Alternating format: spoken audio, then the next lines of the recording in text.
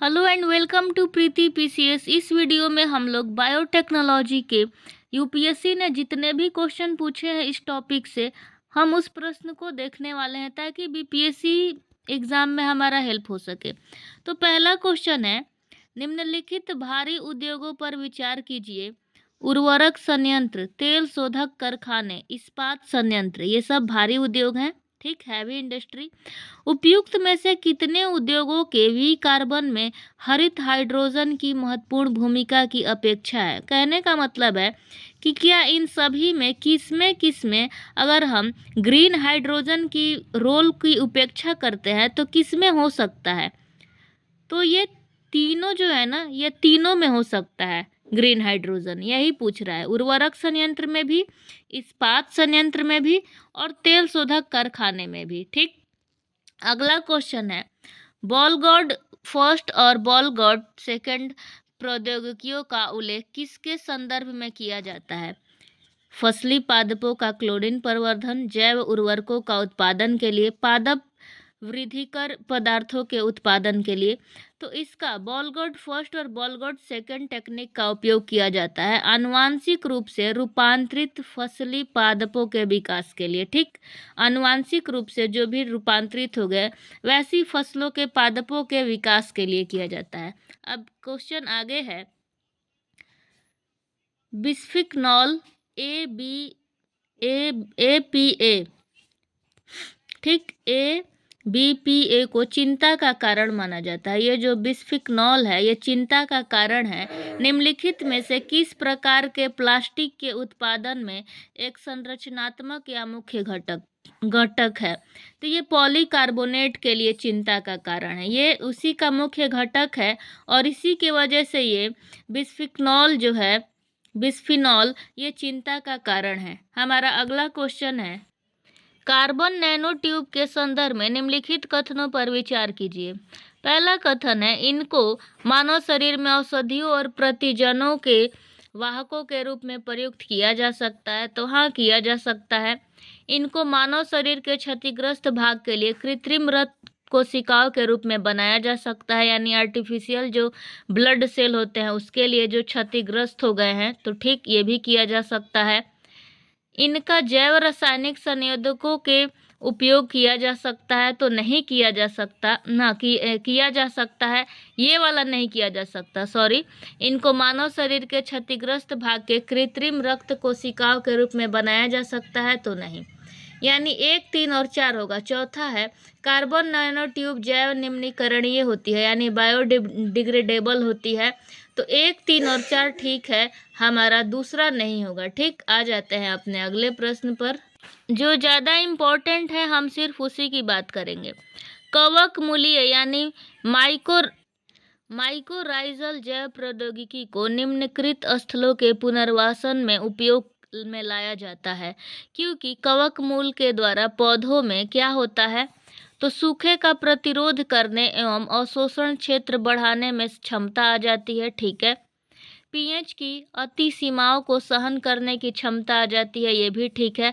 रोगग्रस्तता से निरोध की क्षमता आ जाती है, ये भी ठीक है, यानी तीनों ठीक है। अगला क्वेश्चन है, पु- पुनर्योज पुनर्योग पुनर्योगज यानी डीएनए प्रौद्योगिकी आनुवांशिक इंजीनियरिंग जीनों की स्थानांतरित होने देता है, क्यों? क्वेश्चन रिपीट करते हैं। पुनर्योगज डीएनए प्रौद्योगिकी यानी आनुवांशिक इंजीनियरिंग जीनों के स्थानांतरित होने देता है पौधों के विभिन्न जातियों में, जंतुओं से पौधों में, सूक्ष्मजीवों से उच्चतर जीवों में। तो इसका तीनों कथन ठीक है, यहाँ पे तीनों सही है। अगला क्वेश्चन है, विभिन्न उत्पादों के विनिर्माण में उद्योग द्वारा प्रयुक्त होने वाले कुछ रासायनिक तत्वों को नैनो कणों के बारे में कुछ चिंता है, क्यों भाई? क्योंकि वे पर्यावरण में संचित हो सकते हैं, हम जल के मृदा को संदूषित कर सकते हैं। तो ठीक है, वे खाद्य श्रृंखलाओं में प्रविष्ट हो सकते हैं, ये भी ठीक है। वे मुक्त मूलकों के उत्पादन को विमोचित कर सकते हैं। तो तीनों कथन ठीक है। अगला क्वेश्चन है, ये बहुत ज़्यादा इम्पोर्टेंट है। CO2 उत्सर्जन एवं भूमंडलीय तापन के संदर्भ में यूएनएफसीसी के अंतर्गत, यानी जो यूएनएफसीसी के अंतर्गत उस बाजार संचालित युक्ति का क्या नाम है? यानी एक युक्ति है जो बाजार संचालित है यूएनएफसीसी के अंतर्गत।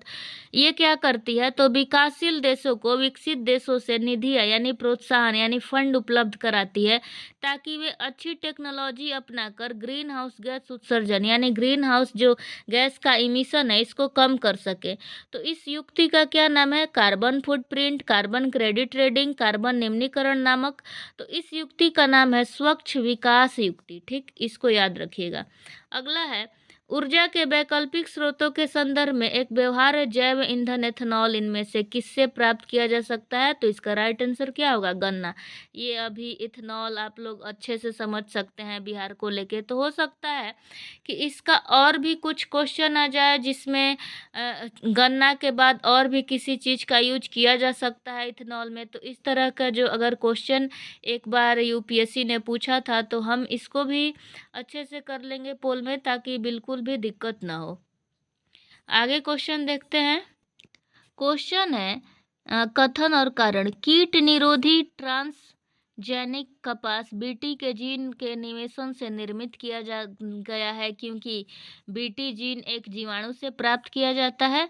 तो नहीं, ये दोनों कथन ठीक, कथन और कारण दोनों ठीक है, लेकिन व्याख्या नहीं कर रहे हैं। ठीक, कीट प्रतिरोधी ट्रांसजेनिक कपास बीटी जीन के निवेशन से निर्मित किया गया है, ठीक है, और बीटी जीन एक जीवाणु से प्राप्त किया जाता है, ये भी ठीक है, लेकिन एक दूसरे की व्याख्या नहीं कर रहा। और ये डॉली सर्वप्रथम क्लोन की गई स्तनी थी, डॉली पात्र निषेचन द्वारा उत्पन्न की गई थी। तो इनमें कारण ठीक है लेकिन कथन ठीक नहीं है, क्योंकि डॉली सर्वप्रथम क्लोन की गई स्तनी नहीं स्तनपायी थी, यानी चूहा पे किया गया था। ठीक, इसीलिए गलत हो जाएगा, कथन गलत है और आर सही है। हमारा अंतिम क्वेश्चन है कपास के कीटरोधी पौधे आनुवंशिक इंजीनियरिंग द्वारा एक जीन को निविष्ट कर निर्मित किए गए हैं, जो लिया गया है किससे? तो जीवाणु से। इसका थोड़ा सा एक्सप्लेनेशन देख लीजिए कि ये है क्या। ये जो है ना बैसिलस थ्यूरिनजिएनेसिस यानी बीटी या बीटी टॉक्सिन एक बीजाणु बनाने वाला कीटनाशक जीवाणु है जो क्रिस्टल प्रोटीन यानी क्राई प्रोटीन का उत्पादन करता है, जो कीटों की कई प्रजातियों के लिए विषाक्त होता है। बीटी विष के लिए जीन कोडिंग को एक ट्रांसजीन के रूप में कपास में डाला गया है जिससे यह उनके ऊतकों में इस प्राकृतिक कीटनाशक का उत्पादन करता है। इसको ध्यान में रखिएगा। हमारा क्वेश्चन ये था कि बीटी कॉटन एक ट्रांसजेनिक फसल है जिसमें जीवाणु बैसिलस जो थ्यूरिनजाइनेसिस का जीन कपास में डाला गया, इसके फलस्वरूप बीटी कॉटन एक पीड़क सह फसल है। ठीक है, ये भी क्वेश्चन इंपॉर्टेंट है। क्वेश्चन नंबर 49, ये हाइब्रिडोमा टेक्नोलॉजी एक नया जैव प्रौद्योगिकी यानी कि एक बायोटेक्नोलॉजिकल अप्रोच है। ये क्या है? तो ये एक क्लोनिंग यानी एक ही क्लोन वाला प्रतिरक्षियों के वाणिज्य उत्पादन के लिए इसका यूज किया जाता है। इस चीज़ को ध्यान में रखिएगा। तो बाकी सारे क्वेश्चन को हम पोल में कर लेंगे। आई होप आपको वीडियो पसंद आया होगा, बहुत कुछ सीखने को मिला होगा। Thank you so much for watching this video.